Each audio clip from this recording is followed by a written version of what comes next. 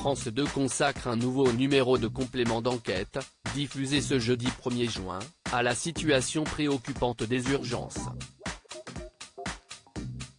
Barbara Coué, une ancienne infirmière, témoigne pour la première fois d'un drame auquel elle a assisté.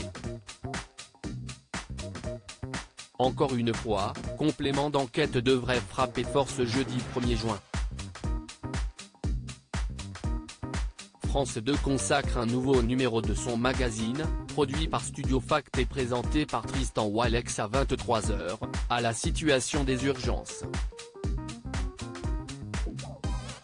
Négligence, manque de moyens, absence de formation, surmenage, les équipes du programme se sont procuré des documents confidentiels pointant les défaillances du système de santé.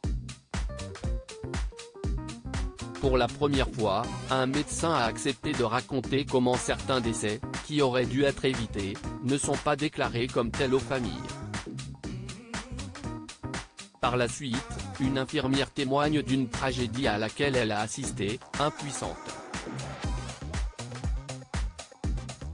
Complément d'enquête s'intéresse à Micheline Myrtil, décédée après 12 heures d'attenté aux urgences. Micheline Myrtil, 55 ans, est morte fin 2018 aux urgences de Lariboisière, après avoir été abandonnée sur un brancard dans la salle d'attenté, 12 heures après son admission. Barbara Coué, infirmière de nuit à l'hôpital Lariboisière de Paris, l'a découverte inanimée lors de sa prise de poste.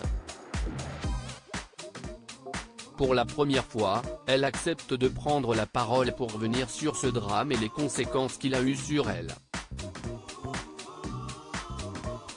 Si est un traumatisme dans ma vie professionnelle.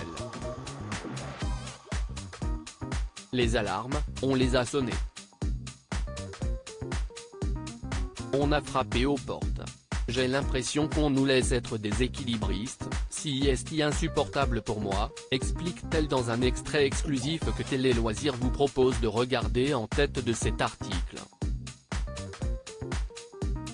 Une infirmière témoigne d'un drame pour la première fois face caméra dans Complément d'enquête lorsque la journaliste de l'émission demande à Barbara Coué pourquoi elle a accepté de témoigner, on ressent l'émotion dans sa voix.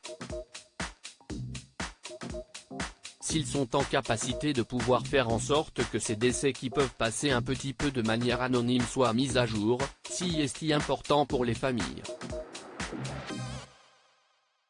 Elles ont besoin de réponses. On est habitué au décès.